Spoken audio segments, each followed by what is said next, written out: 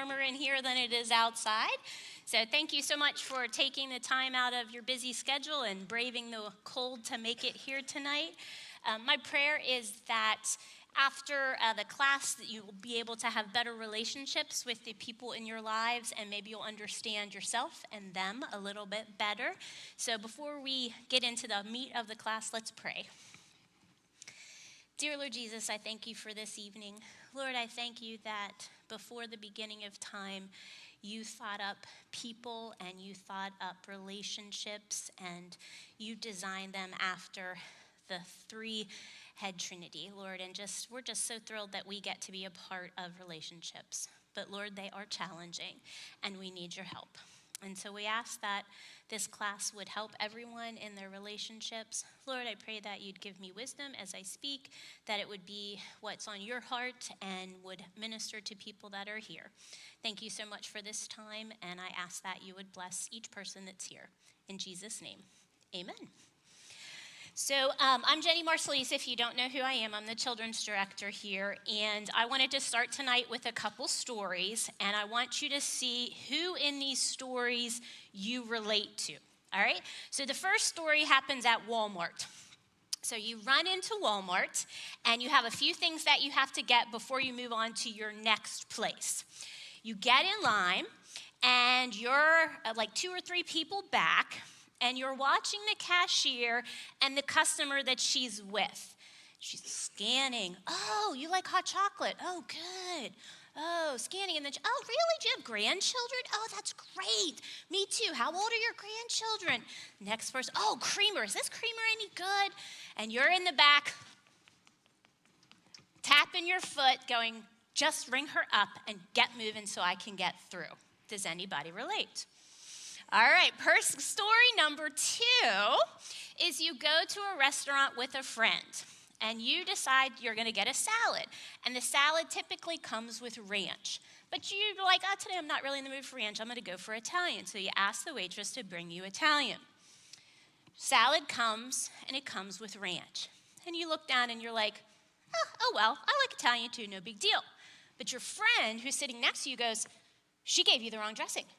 Well, let me get her over here. They need to get it right. And she's, oh, this is not right. We need to get you the right dressing. You're paying for the right dressing. Let's get you the right dressing. And you're like, it's fine.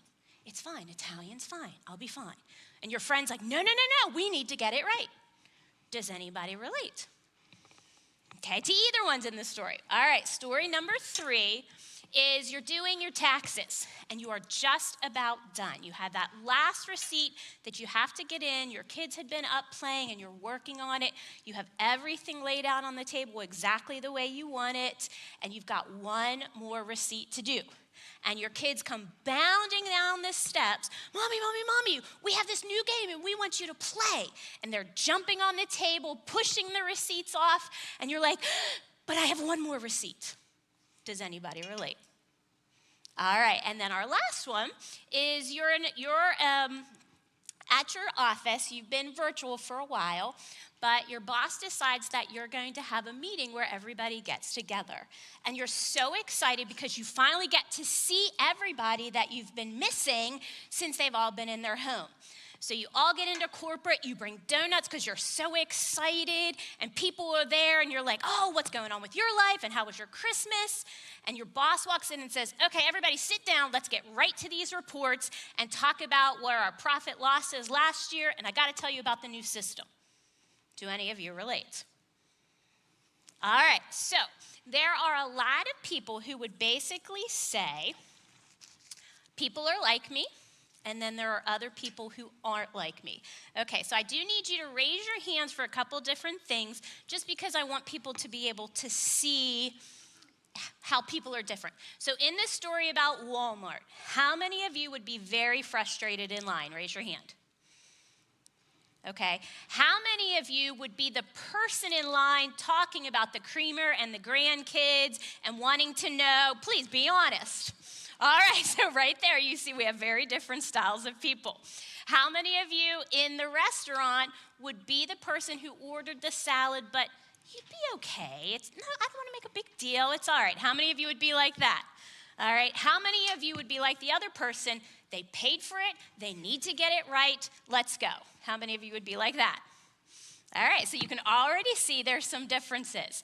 How many of you are, now I know every parent gets interrupted, but how many of you would be so frustrated that you got interrupted because you had it laid out exactly, you had the last one, and you wanted to finish it exactly the same? Raise your hand if you'd be like that. Okay, how many of you would be like the kid and you just wanted your parent to pay attention to you because you had this amazing fun game that you wanted to teach them? How many of you would be like that? All right, so there's some differences there. All right, and the last one, how many of you would be like the person who brought donuts and you would be so excited to meet all the people at the office and talk? Raise your hand. All right, quite a few of you. How many of you would be like the boss? And it's like, okay, let's get to it. We got stuff to do and get it done. All right, so that helps me just seeing how the crowd is a little bit, and so I can kind of gauge some of this stuff towards that. So people act like us, and people don't act like us. But we have to be in relationships with all kinds of people. There are 1,000 relationships in our lives. We have spouses, we have children, we have parents, siblings, co-workers, church family, aunts and uncles. We can't get away from relationships. And the Bible makes it abundantly clear that relationships matter to God. In the New Testament, there are over 100 one another's. 100 times Jesus talks about how we're to interact with one another. So I picked a few just to point them out. The first one, this is Jesus talking in Mark 12:30, and this is what he says. And you shall love the Lord your God with all your heart, and with all your soul, and with all your mind, and with all your strength. The second is this. So loving Jesus first, the second thing he talks about is you shall love your neighbor as yourself. There is no other commandment greater than this. God ranks people right after loving him. And then this next one in Romans, Paul writes, do all that you can to live at peace with one another. So you, not them, you have to do all that you can to live at peace with everybody who's in your life. Anybody find that challenging? Exactly, it's very hard to do. And then in Ephesians, Paul continues and he says, be completely humble and gentle. Be patient, bearing with one another in love. Bearing with one another. Basically, putting up with one another in love. And hopefully after tonight and over the next couple weeks, you'll be able to do that in a little bit better way. And then finally in Ephesians 4, it says, do not let any unwholesome word come out of your mouth, but only what is helpful for building others up according to their need. Notice it doesn't say your need, it says their need, that it may benefit those who listen. So the Bible tells us, Paul, I love that verse, and the verse in Ephesians is really the start where all of this came from. It is looking at one another and saying and interacting with them in a way that builds them up. How many of you would put your hand up and say, everything I say builds the other person up? How many of you would say, most of the stuff I say probably falls in the opposite category of building them up? It's hard. So we're going to talk about tonight maybe learning some better ways to interact with one another. I think all of us want to do that better, but as I said, it's difficult. And the reason it's difficult is because God made us differently. If you look around this room, everybody looks different than you on the outside.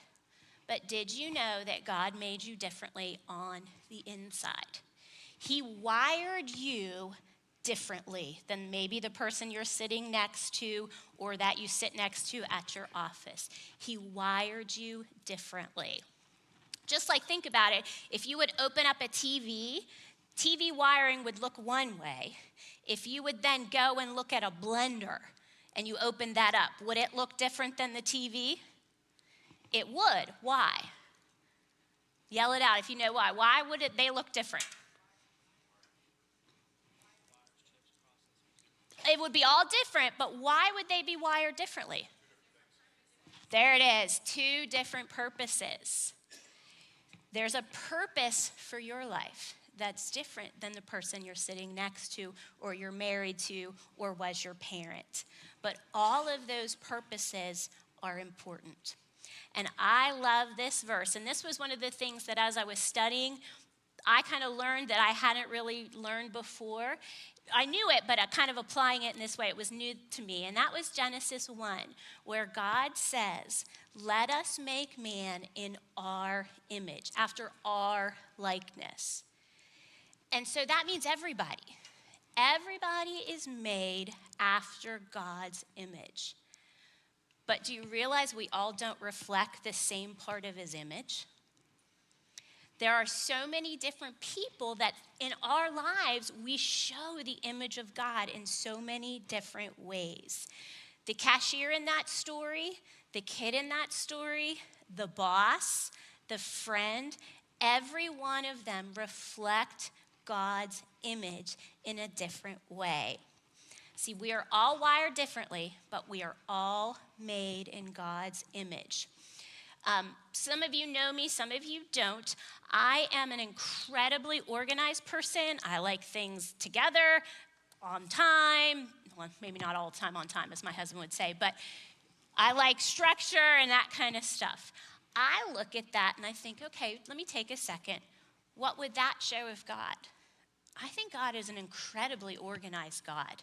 I mean, if you look at the human body and the systems he made and all of the things about it, my organization can reflect his organization. But I know people who are the life of a party. They are not showing God's organization. They are showing God's joy. They are showing the light and the sparkle that is God. His creativity shows in them. I know people who can figure something out and it's meticulous and you sit and you organize it and you meticulously figure out how this works and why it works and what are we going to do with it. Don't you know that God's just like that? And then I know people who are as kind and compassionate as anybody else. They reflect God's compassion, his loving kindness. I hope I show that in some ways, but you're probably more going to see maybe God's leadership, God's organization in me than in my friend who is the best listener in the world.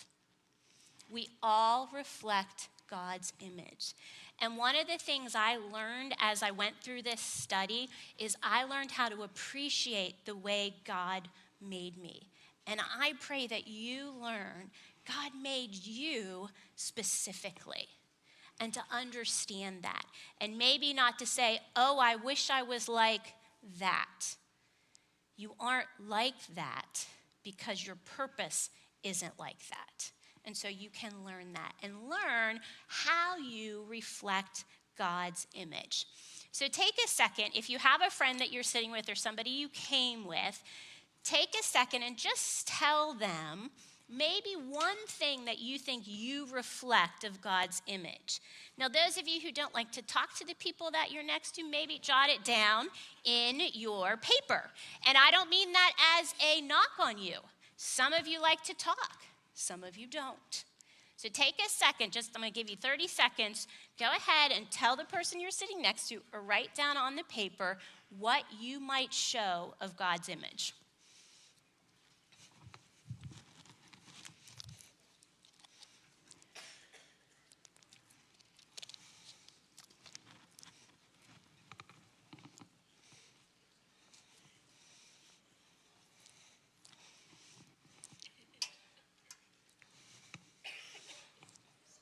All right, so hopefully maybe even just thinking about that I reflect something about God in who I am would be a little nugget of truth to take home with you tonight. So where this came from is I was in a small group with my husband, with a group, we've been in small group with a group of people for a long time, and one of them said, hey, I found this book, this small group study called I Said This, You Heard That.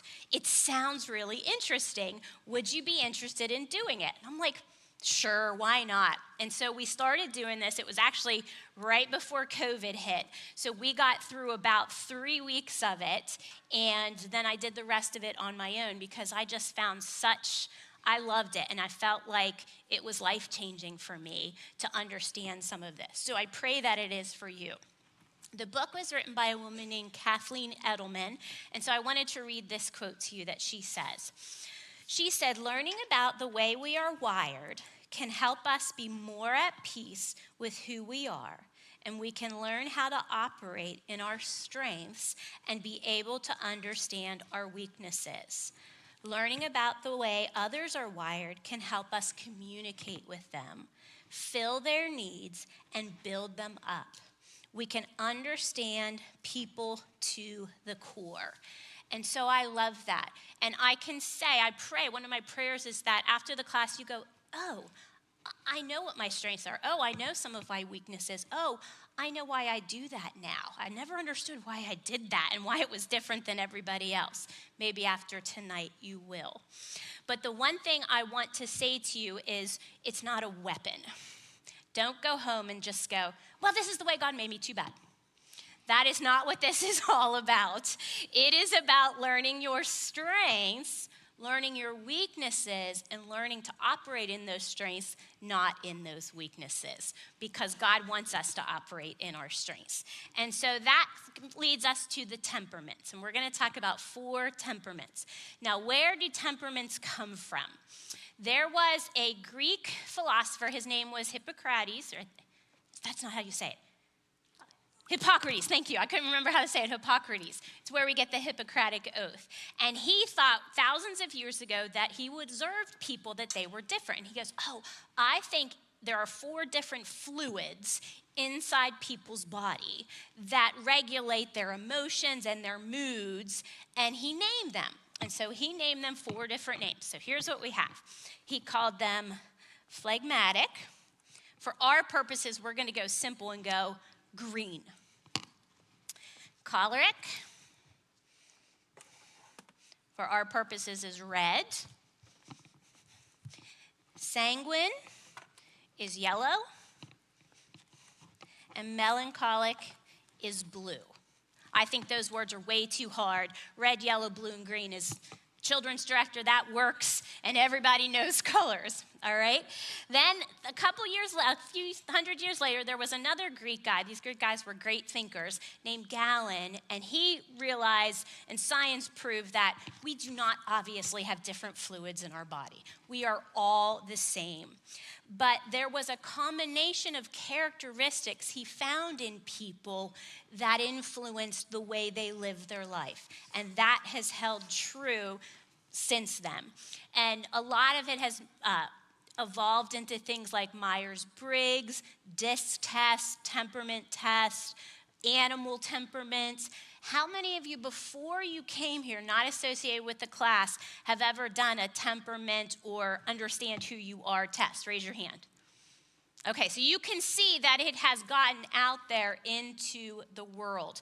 And I can tell you it affects I know that the woman who does this now, they go into schools and they do it with teachers. We did it here as a staff, and it really helped a lot of us figure out how to interact with one another. They'll do them at workplaces because people have realized getting to know one another makes life better.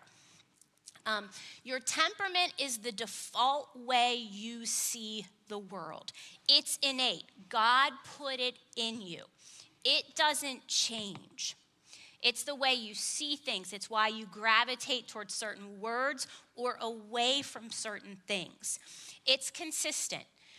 If you think about a child who's 5 or who's born and they're babbler and they're talking and talking, and then they're a 5-year-old and they're jumping off the wall and they're going everywhere, guess what? That person's going to do that in middle school. They're going to be an adult that does that because there's something inside that they are wired to be that way. Sorry, some of you parents who have them, but after we're done all this class, you're going to figure out how to better parent them and communicate with them. Your personality or how that shows to the world does change. And that's affected by birth order, by the experiences by trauma, by different things that you've gone through, even settings, even the place you work. Sometimes you have to curtail yourself to fit into a certain job. But personality changes. I hope all of you sitting here are a little bit different than you were in middle school, right? You've learned, you've grown a little bit, that's changed. But that wiring inside hasn't. So we're going to start out with 2 traits that I think really affect every temperament, and they help you understand a little bit about them. So the first one is whether people are extroverted or introverted. Now that does not mean they like to be with people or they don't like to be with people in this setting. If you are an extrovert, extroverts direct their thoughts and feelings outward. And so an extrovert processes what they think by speaking. So if you have to, how many of you in here to figure something out, you want to talk to somebody about it? Okay, I have this problem and this is what I got to do. How many of you are like that? Raise your hand if thinking it out is out loud. You are an extrovert. How many of you are introverts? And introverts they direct their thoughts and feelings inward. They will process and think about it before they speak. How many of you are like, give me a few minutes to let me decide what I think about that? Raise your hand if that's you. All right, so just in that, can you see the differences in people? I wanted to share an example because this was one that really hit me. We have staff meetings here at church, and I can't tell you how many times I would leave staff meeting and I would go, oh my gosh, I was such a jerk in that meeting. I talked the whole time. And I can't believe they didn't say a word. Don't they care? I mean, this is a big deal. They didn't say anything. And I would literally shoot an email to the whole staff going, I'm so sorry that I was such a jerk and I didn't shut up. Until I learned I'm an extrovert. To process and talk about it, somebody brings up a subject and I'm just gonna, oh, okay, well, what about this? And we could do that, and I don't know about this, and maybe we could do that. And eventually, the words that I hear will get me to where I'm going. I'll be honest with you, I talk to myself out loud sometimes when I'm figuring something out.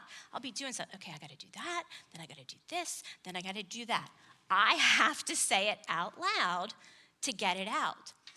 But I also learned that those people in staff meeting who didn't say anything, they were just as engaged as I was, but they were doing it in their head. And then hopefully, between those of us who are extroverts and were talking the whole time, they could speak what was on their heart. But do you see already the conflict that could happen between extroverts and introverts? Let's say you and your friend have a problem and you're like, all right, let's talk about this and figure it out. And your friend doesn't want to say anything right away. And you're like, come on, let's talk about it. And they're like, no. It could be because they need some time to process it. So maybe figuring out which you are, you can say, I go to people now at staff or on staff, and I'll walk into like Miss Colleen's office or Miss Sarah's office, and I'll say, okay, I need to talk this through. Hear me, let's talk about this. And we'll go through and talk about it. And so they know we're gonna do stuff. And then other times I will say, my husband's an introvert, I will say, here's something I wanna talk about, and I'll give him the situation, think about it, and let's talk about it later. Instead of pushing to get the answer right then, you give them some time to think about it. And so maybe something as simple as figuring out whether your spouse, your parent, your child is an introvert or an extrovert, you can give them time. or you can listen.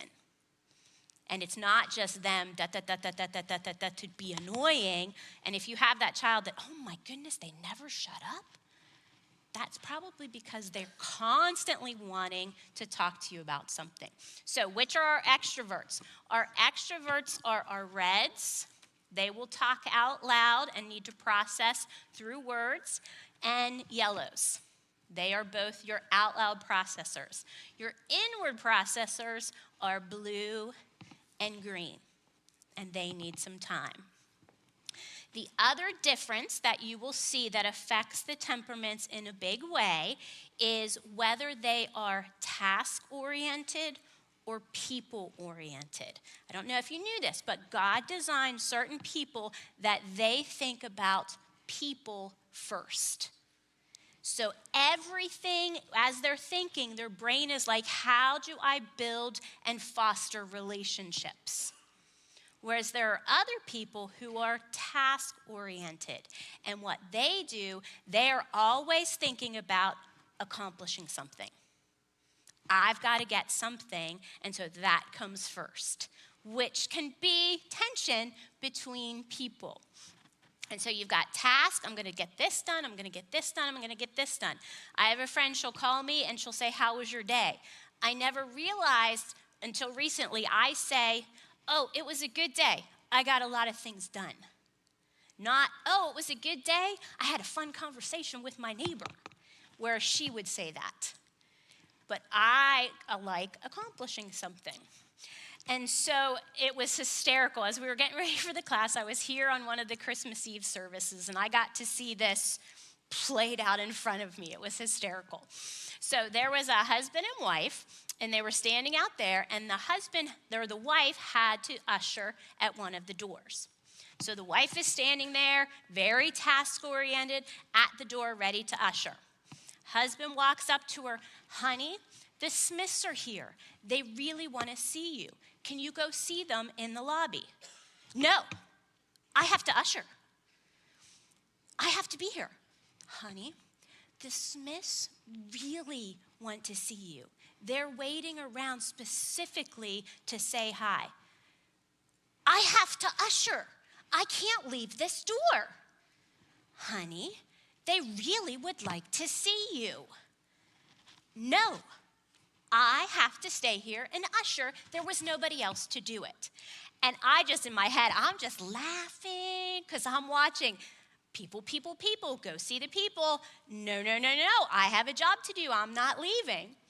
And I asked I actually went and talked to the couple later, and I found out that what the husband did from knowing the temperaments, he said, you're right, honey, you have to usher.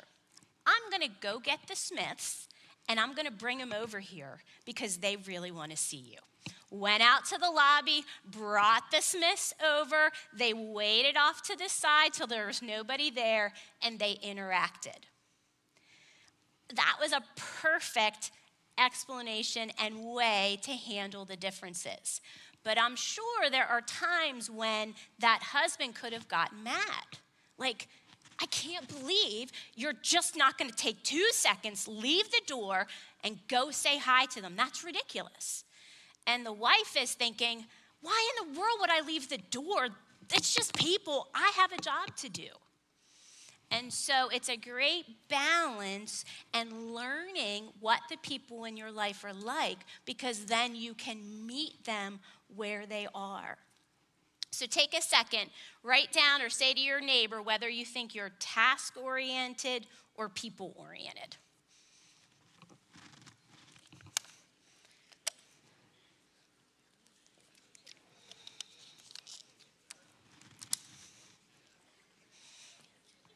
All right, just to see how we look here, how many of you are task-oriented?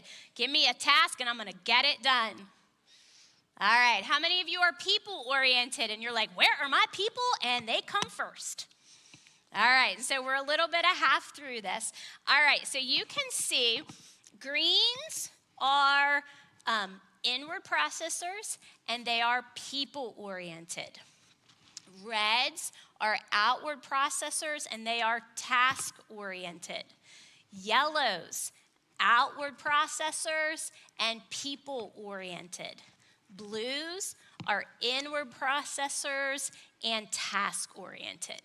So you can already see maybe where some of your conflicts come from.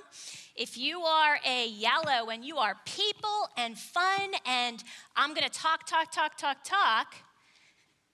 and you interact with a blue who's let me think, and I've got a job to do. Do you see how you might have some conflict? And so hopefully you can learn to navigate those by saying, I know you have a task, or can I help you? Or maybe you're a people person and you have a sister who's a task person saying, hey, can I help you? And we'll do it together so I can be with you. So you're able to merge those two together. Now, I think everybody who registered an email to give you a temperament test. Kathleen Ellman has several of these books and things that you can have. She has in the last page of your handout has all this written on it. So this was the study I did with my small group. This is a workbook and it matches 6 videos. Those are available on YouTube for free. Then she wrote a book, which is basically the videos into a book form. And then I love this one. She wrote a grown-up's guide to a kid's wiring. And so this is teaching parents, coaches, how you interact with kids. If you're not sure what your temperament is, all of these 3 have that resource in it. This one, you can go online and do it online. This one, if you buy the book, there's a code to do it online. And these 2 have it actually in the book. This one has the code to go online. But they do charge for that. But that's why I sent the free one in the mail or in the email so that you could try it, because obviously you don't have to pay for it if you don't want to. So I just wanted to give you those because it does help to understand which color you are. Now I'm hoping as we go through these 4 nights, you'll be able to pick out, oh, that's me, oh, that's me, oh, that's my sister, oh, that's my child, oh, that's my boss, and then you can figure that out. I also want to point out that you don't always are one strict temperament. I am a red-blue. And so I have 2, neither one is dominant. A lot of people have, I've known people who took the test and they were a 30 out of 30 as a red, or a 30 out of 30 as a blue, whereas I was a 15 and a 15. And so it just might help you, but you don't have to do it. I just wanted to give you that information. So I want to show you a phrase and see what you think of that phrase. So go ahead, Bo, can you put up the 3 phrases there? Could anybody tell me what you think about that phrase? Raise your hand and tell me. I'm not seeing any hands. Why doesn't anyone want to tell me what you think about that phrase? Ruth? I wish it was in English. So none of you, unless you speak Spanish, does anyone speak Spanish? Some of you might know Spanish, but that is in German, Spanish, and French. You can't read it because it's what? Lost in translation. You don't know that language. I'm doing that as a point because do you realize everybody around you has a different language that they speak? It's all English or a different language, but it's different. Now let me show you the phrase in English. The phrase is, people have their own native language. And so when God wired you, there is a language that you speak, and you use your words to speak that language. Our words convey what we feel. Our words convey what's going on. And so a lot of you will use your words. You'll use words that match your language.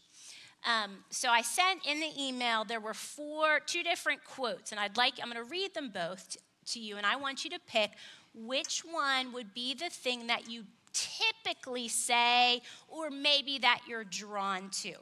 And I did send it in an email just to point it out for those of you who are internal processors, so you had some time to read it and think about it. And that's just an example of if you know somebody has to think through something, maybe giving it to them ahead of time. I've learned that in meetings now when I bring my staff together. I will send them a couple days ahead. Here's what we're going to talk about. Here are the things I want you to look at, and we'll discuss this at our meeting. It's amazing how much more productive that time is because all of my internal processors have had the time to process it before we get together. All right, so here's statement number 1. Which one of these sounds most like you? And I'm going to try to say it in the tone. Come with me. This is going to be great. Can you see yourself saying that? Or would you be someone who says, hurry up? Would you say, I'm almost finished. I just have a couple little things. I will fix this one last thing and get it right. Or would you say, okay, I'm fine with whatever. All right, so think for a second. How many of you would say, come with me, this is going to be great? Okay, you'd probably be interested. How about you would say, hurry up? All right, how many of you would say, I'm almost finished, I just have this one last thing I want to fix? All right, and how many of you would say, okay, I'm fine with whatever? All right, so you can see there's differences even there. All right, statement number 2, which one of these would be one that you would typically respond to or you would say? I have a lot on my list today. Oh, I have a story to tell you. Wait till you hear it. I can't decide. Both seem like good options. Or if it's worth doing, it's worth doing right. All right, how about number 1? I have a lot on my list today. All right, how about, okay, I have a story to tell you, wait till you hear it. All right, how about I can't decide? Both seem like good options. All right, and if it's worth doing right. All right, so there's a lot of, you can see there's differences in the way those language comes out. We use different words. So we're going to spend the rest of our time tonight looking at the language of each of the 4 colors and seeing what they would typically say and why it matters to them. So we're going to start with our yellows, our sanguines. And they speak the language of people and fun. If people and fun sound great to you, raise your hand.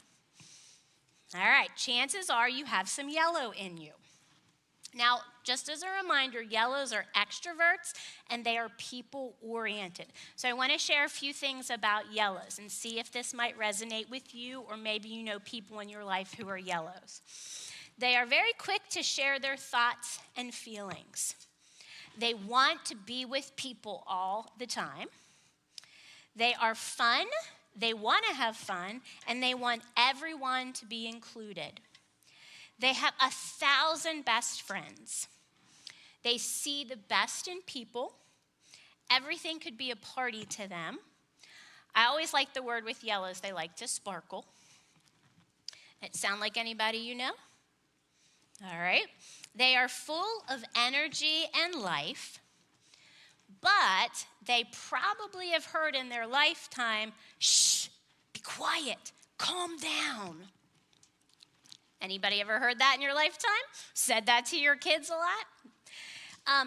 Yellows are drawn to encouraging people, people who are fun, people who are inspiring, people who are inspiring. Anybody think they might be a yellow? Raise your hand if you think you might be a yellow. All right, great to know. And it just helps kind of figure. Now, they will shy away from doing very mundane tasks. They will shy away from things that are boring. Okay, does it sound to anybody? I can see people are kind of like, oh, that's me. So, for example, you have a yellow child. I have a niece who has a yellow son. I'm so excited about school, Mommy. I can't wait to go to school. There are going to be so many people. Came home the first day. I hate school. Why? All we do is papers. And all he wanted to do was talk to the 18 people that were in the classroom because they were his new best friend. That's a yellow. And if you have a yellow, if you are a yellow, you probably hated learning your multiplication facts. You don't like doing chores. You don't like doing anything that's not fun. So for those of you who have yellows in your life, and my niece, I would say to her is, all right, the rest of your life, you are going to have to make things fun. So when that little boy has to learn his multiplication tables, you're not going to sit down at the kitchen table and go 2 + 2 is, 4 + 4 is. You're going to make it a game. You're going to say, okay, 2 + 2, run down, touch the wall, come back and yell it out. They're going to do that. There's a difference. You've got to figure out what language they speak and speak it. Now, you can kind of tell when that's a little bit difficult if you're a blue parent who's very quiet, doesn't like crazy, and you've got a yellow child who is crazy all the time. And I heard this analogy and I thought it was really funny. If you think about the 4 temperaments, the yellow is the person who said, I think we should jump out of airplanes. Hold your thought on that one, all right? But I want to share a scripture with you that I think is a great example of how yellows reflect God's joy and his excitement. This is found in Proverbs 8, verses 30 through 31, and this is wisdom talking, and it is God personifying himself when he was creating the world. He says, I was with the architect at his side. I was his constant delight, rejoicing always in his presence. And how happy I was with the world he created. How I rejoiced with the human family. And so, my children, listen to me, for all who follow my ways are joyful. So if you are a yellow and you reflect God's joy and his excitement and you love people, embrace that and learn to enjoy that. Now, these are some things that you might hear a yellow say. That sounds like fun. Let's do it. They're my new best friend. It was the best day ever. Oops, I completely forgot about doing that. Will you come with me? Oh, I don't want them to be mad at me. Because yellows are one of the things that's very interesting about yellows, they're out loud and they love you, but they are incredibly insecure sometimes about themselves. And they never want people to be mad at them because if they're mad, then nobody's having fun. And so that's a yellow. Now, compared to that, we have our greens. Our greens do not deal with people and fun. They deal with calm and harmony. They want everyone to get along and just enjoy each other. They are people who get along with pretty much everybody. They don't like conflict. They can be described as very laid back. They don't like to disappoint people. They are easygoing, and they are content to go with the flow. They have incredible calmness in chaos, and they're great at diffusing situations. They are the sweet friend who listens and cares about what you're going through. They make great leaders who are mentors of people because they care about people and they want to invest in them and take the time to get to know people. They're easygoing and calm. Things you might have heard if you were a green growing up might have been, hurry up. You're never reaching your potential. You're so lazy. Might be because you're green, because you're just content with going with the flow. You don't like to make decisions because it's okay either way. They are drawn to people who don't push them. People who give them freedom to make a decision when they want to. And if they want to stay on the sidelines, they're allowed to stay on the sidelines. They shy away from tension, drama, and making important decisions. And so we're going to talk in a second about reds. Reds might have a really hard time with kids who are relaxed and calm and easygoing when a red is very driven. Okay. I love this verse found in Psalms 145. Listen to how the Lord is described, if this doesn't sound like a green. The Lord is merciful and compassionate, slow to get angry, and filled with unfailing love. The Lord is good to everyone. He showers compassion on all his creation. And I think that's a beautiful picture of what a green person can be, that compassionate, loving image of God. And here are a few things that a green might say. Sure, that's fine. I can't decide. Why does it have to be done right now? I haven't gotten around to it yet. It's okay. We'll be able to figure it out. And I'm good. So those might be things that are green. Anybody here think they might be a green? And you might not want to put your hand up because you're not sure. That's okay. So, yellows decide, let's jump out of an airplane. Greens say, hey, let's do it tandem. I'll be on, somebody else can do the direction, and I'll just hold on, and we'll be together. Then we have our blues. And blues don't speak people and fun. They don't speak calm and harmony. They speak order and perfection. And so if you are a blue, you have an incredible knack for seeing problems and figuring out ways to fix them. Our blues are our what-if thinkers. They are meticulous and methodical. They are thoughtful. They want to be invited and included. They are typically people like engineers, doctors, and architects. They are drawn to rules, structure, safety, silence, room and space to work, and high detail. They shy away from fearful situations. I can't even read what I wrote. Making mistakes in public, and noise and chaos. Anybody feel like they might be a blue? All right. What are some things that a blue would say? A blue would say, I've been thinking. Everything is ruined now. So they're very meticulous. So if one thing gets off, it's ruined. I just want to be alone.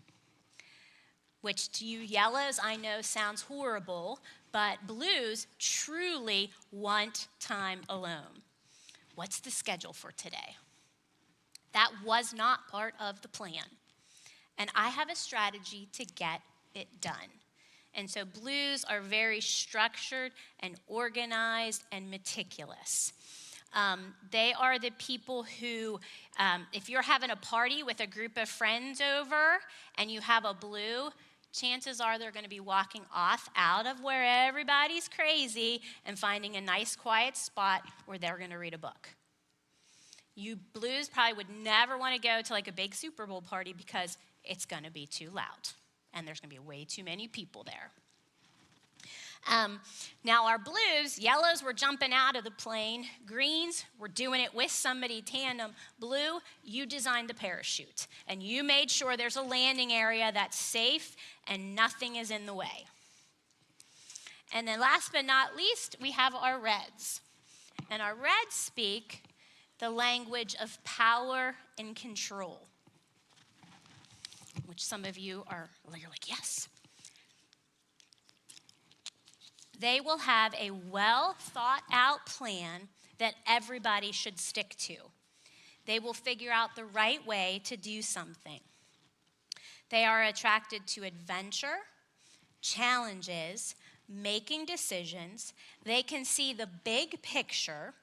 They excel in emergencies, and they are incredibly independent. They shy away from games you can't win, things that they're not good at, and taking responsibility when something goes wrong. These are some things. This is a verse, I love this verse about Jesus found in Revelation 4:11. It says, "You are worthy, O Lord our God, to receive glory and honor and power, for you created all things and you exist because you created what you pleased." And these are some things that a red person might say. They would say things like, "I can do it myself. Call on me, I know the answer. I told you so. Can we get it right now? I will be in charge." And no, that's not how it goes. And so they will plan their day. And this is a great example. Probably some of you, I was talking to a mom, and she was telling me she has a young baby, probably maybe about 8 months old. And she was already like, we already know what she wants and what she doesn't want at 8 months old. And then I'll talk to other people who are like, my 3-year-old runs this house. Probably a red because they like being in charge. So the yellow jumps out of the plane because it's a lot of fun. The green does it tandem with another person and makes sure they can just relax and enjoy the view. The blue makes the landing site and makes sure there's a parachute. The red plans the path and is the pilot to get you there. Notice in all of that, you need everybody. And so each one of these types of people are important in the world that we live in. And so it's very important that you start to understand who you are and how God made you, and then maybe how God made the people around you. Because you can obviously see there are some color combinations that can be a little bit difficult. So you might have a green parent who, calm, it's okay, we're all going to get along, and we'll figure it out, and maybe we'll go, maybe we won't. With a red daughter who says, we need to go now, and it's this, and what are we doing on Saturday, and I have this planned, and I have to go here and do this and get that. Do you see where there can be tensions in relationships? So if you're that green parent and you're starting to see, I have a red child, there are going to be times when you're going to have to say, okay, I have a red daughter. I have to think about, okay, if I'm going to sit down and say, we have Saturday with nothing to do, why don't you plan it for us? Or this is the one to say, why don't you go pick what you're going to wear all 5 days this week and give them some ability to, or some places to have independence and make choices. But if it's reversed, it's a little bit different. If you're the red parent, this is what it is, and this is the way we're going, and let's go, let's go, let's go. A great example is first thing in the morning when you're getting ready for school. Reds are what? Hurry up, we gotta go, let's go, let's go. And you're going into your green daughter's room 5 times. Come on, let's go, let's go, let's go. Go back, they're still in bed. You're back in, we've got 5 minutes to go. Go back in, you get louder and louder. Is that motivating this child? Absolutely not. You're actually causing them to break down. And so I had a friend who this is where they are. Red mama, green daughter. She knows that now. So now, if her daughter has to be up and out at the bus stop at 9 o'clock, guess when she's waking up her daughter? Not at 8:30, but at 7 o'clock. Walking into her daughter's room, not with a blaring alarm clock, sits down on the bed, rubs her daughter's back a few times. Honey, it's time to get up. Sweetie, it's time to get up. I'm hoping you have a great day. I hope you had wonderful dreams. I'll be back in a little while. You have 2 hours to get ready for school. You laugh, but which is better? And then maybe a half hour later when they're still in bed, you walk back in, sit down. People matter. They're not about tasks. They're not about we got this, and this to do. They're about you. So connect with them. Hi, honey, I know it's time. I wonder if you had a good dream. Did you have a good dream? Tell me about your dream. Oh, you did? Okay. Well, honey, I just want to let you know we're leaving in about an hour. You probably should get moving in a little bit. And green, maybe they should have picked what they're going to wear on a Sunday for the whole week, because they're probably not that morning going to want to make that decision. And she then gives her daughter almost 2 hours. And guess what? By 9 o'clock, she's ready, because she didn't get pressured, she didn't get yelled at, she didn't shut down. But that red mama had to make a sacrifice to get up 2 hours beforehand and start the process. But having talked to that mom, she said it's worth it, because she and her daughter do not start every day clashing. Another example might be you are a blue, and you like things the way they are structured. You have some quiet time. You don't like chaos. And you have a yellow son. So are you ready? So your yellow son is coming home from school at 3 o'clock. Do not, as a blue parent, start a project that takes methodical thought at 10 to 3, because you won't have the time. As a blue parent, you need to be ready when that yellow child comes crashing through the door, throwing their bookcase or their book bags and everything everywhere, and wants to run and jump into your arms. Because guess what? You need to plan when they get home. I need 15 minutes of face-to-face eye contact. Tell me about your day. What did you do? Oh, that was great. Oh, that was wonderful. You fill them up with that people and fun, and then they might be ready 15 minutes later to go off and play, because they've had their people and fun with you. So do you see how you can build into your life to speak the language that somebody else speaks, and you end up getting together and your relationship grows? And then I want to share one final story, and then I just want to share a couple ways that you could talk to the different colors to help you. I have a coworker here, and as I said, I am red, blue. And my coworker is green. I used to walk into their office, and we would talk about whatever we had to do, and then I would leave. And I would be like, yeah, that's not getting done. Yep, nope, no way. And then I would end up waiting, wouldn't get done, and I would be incredibly frustrated. I'll be very honest. I was like, I'm Christian and I love them, but it was like,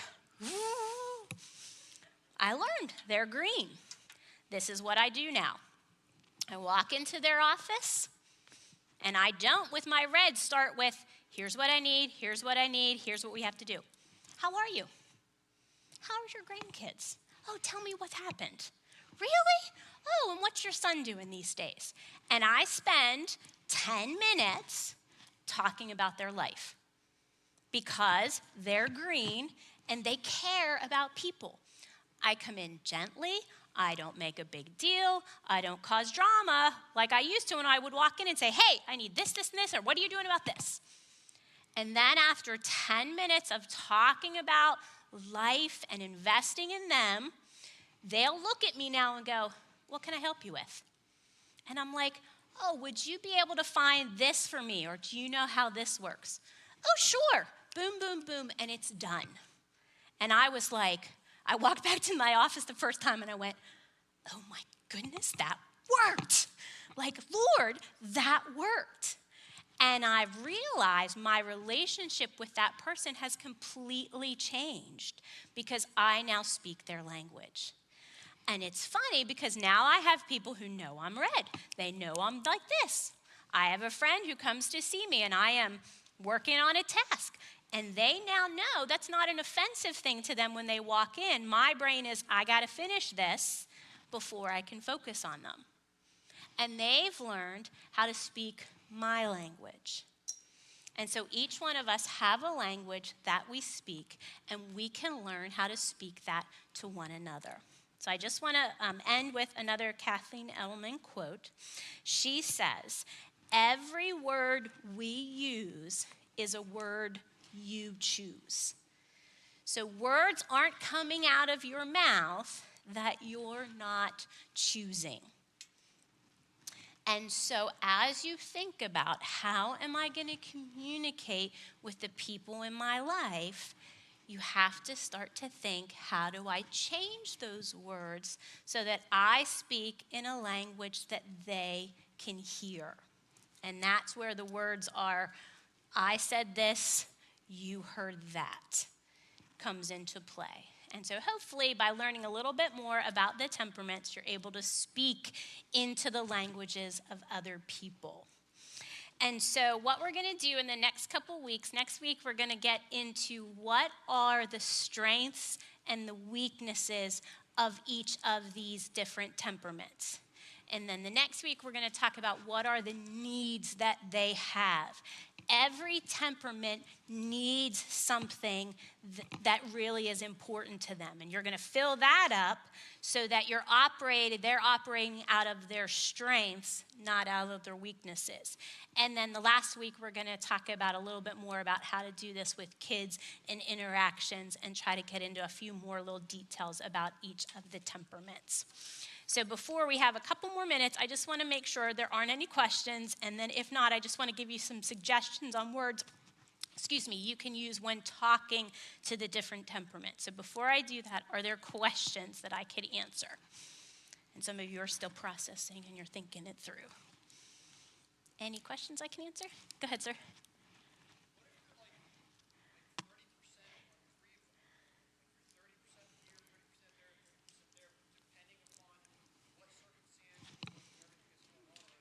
Okay, so the question is, what if I'm like 30% in each depending on the circumstance?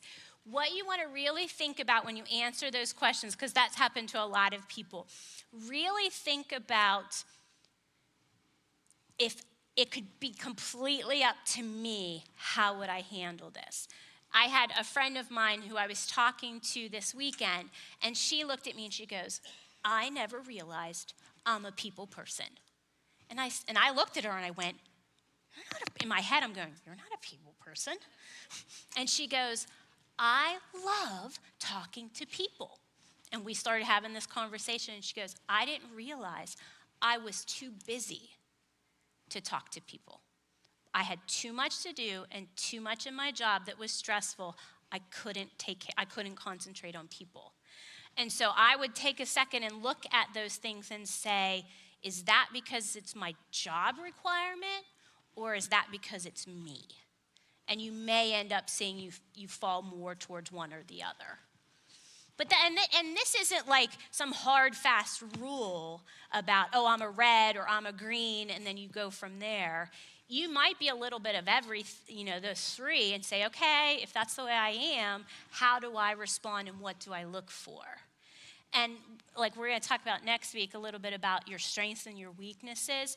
You're able to see that and understand that when somebody says something, they didn't mean it that way, but I heard it that way because I'm one of these. Okay, good. Hopefully that answers your question. Other questions? Go ahead.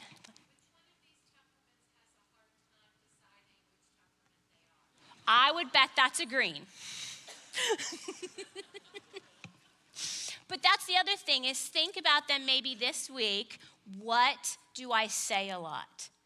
And maybe start with the two traits, the people and the out loud internal people or tasks. Because that does kind of dictate where you go from there. Okay? And I just need to say this. When you learn it and you learn to appreciate it, this is a great way to diffuse conflict. I'll share one of my husband's stories. I'm red, blue, he's all blue. And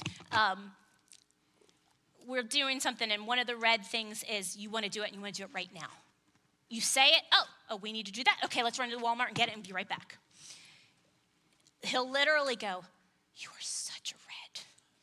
And I went, "Okay, I understand what he's saying. Calm down," or "Don't do it right now," or "Learn." I've started to say, because I've heard him say things, "Okay, I need to take my time on this and be a little more meticulous on how I do this because it does matter." That is not my natural temperament, but I'm learning how to do that because it matters in situations. Other questions? I thought I had seen one more. In the back. Can you say that again one more time? The reset means they typed reset instead of hitting the thing, or that's MQ4 would also be the parent. Marty, so they probably they're having trouble probably getting it to reset. Good question. But I'm betting you might be a blue person, because a blue parent would be very careful on, is that my child? Are they okay? And that's okay, because if you are blue, you will worry about safety much more than everybody else. And you'll be like, why don't they worry? Why aren't they taking care of that? They might fall. Be careful. And there's nothing wrong with that. And that's the thing I hope you do realize. We're all different, and we're all made the way God wants us to be. Any other questions? Yes.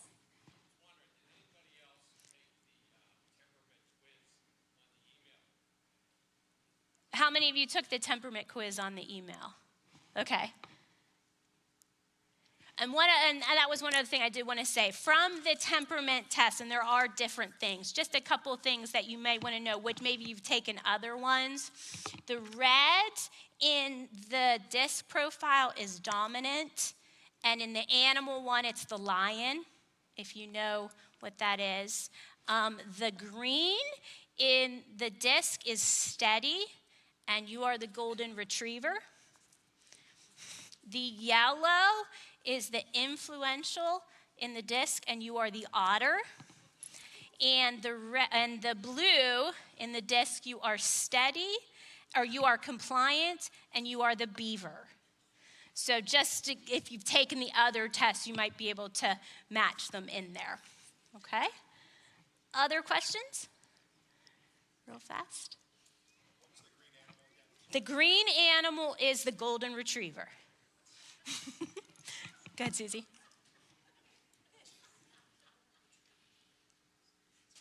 And that's a good question. I'm more blue, but golden retriever. And what it is the different tests are a little bit different. And if you walk out of here and you say, I'm blue, golden retriever, yellow, the point isn't having a name for who you are. The point is understanding the way you're wired and how you need other people to interact with you, and then learning how other people are to interact with them. So the colors or the names of the animals, in the end, that doesn't mean anything. It's just a nice way to figure it all out. Good question, though. Blake?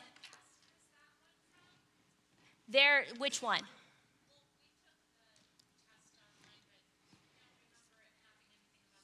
No, that was on the original email. If you registered for the class, there was like 4 different types of tests that if you got to the original email, or you could just type in animal personalities and it'll come out.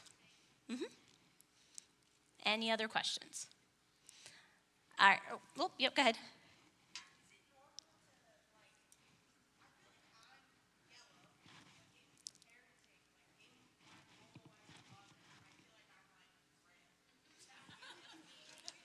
Yes. Okay. And so the question is I feel like I'm a yellow as a person, but as a parent, I have to be red.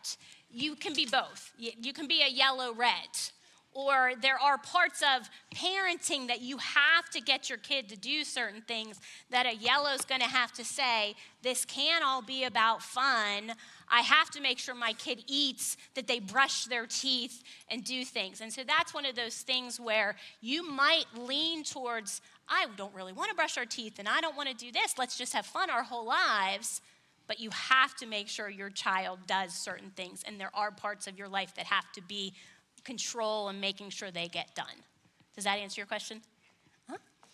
All right, so let me just close with a few comments of things you can say to the different colors. And I'm going to put my glasses on for this. So if you are talking to a yellow, I love your energy. Practice wouldn't be the same without you. You give the best hugs. You're right, we can make it work. You always see the bright side. You tell it. Your stories are the best. You are an absolute joy to be around. If you're a yellow, you would love to hear somebody tell you that, I bet. You want to come with me? This will be an adventure. Your cheerfulness is what I needed today, and I am just so glad to see you.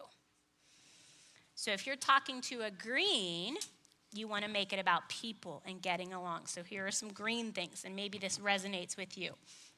You are such a kind and caring person. You are a great listener. You're always thinking about others. You have such a generous spirit. You are always there when I need you. Thank you for being so supportive. You have been the most consistent player all season. Thank you for being so agreeable about the plan for today. And you are the kind of caring leader our team needs. Now, if you're talking to a blue, you want to make it precise and to the point, but with understanding. I'm sorry that happened. It must have been very stressful. Call if you want to ride home, and I will be there right away. You are totally prepared, and I believe in you. You can tell me as much or as little as you like. Let's move to a quiet spot where I can give you my full attention. I'm so impressed by your research and your detailed work. And you can tell me your answer at the end of the day. And then last but not least, talking to a red, keep it short and to the point, allowing them to have a part in the decision. I can tell you worked very hard on this project. Great job. How would you like to do it? You have a lot going on today. What's one thing I can do to help? This is due tomorrow at noon. Will you be the leader for the job? And we are leaving in 5 minutes. Meet me at the door. Very different, but very needed. So hopefully real quick, before we leave, how many reds do we have? All right, how many blues do we have? All right, how many greens? Thank you for committing. How many yellows? Stand up and do a jumping jack. All right, see, there you go. So it would be great if maybe next class you wear that color shirt so that we could see what color you are. So let's pray.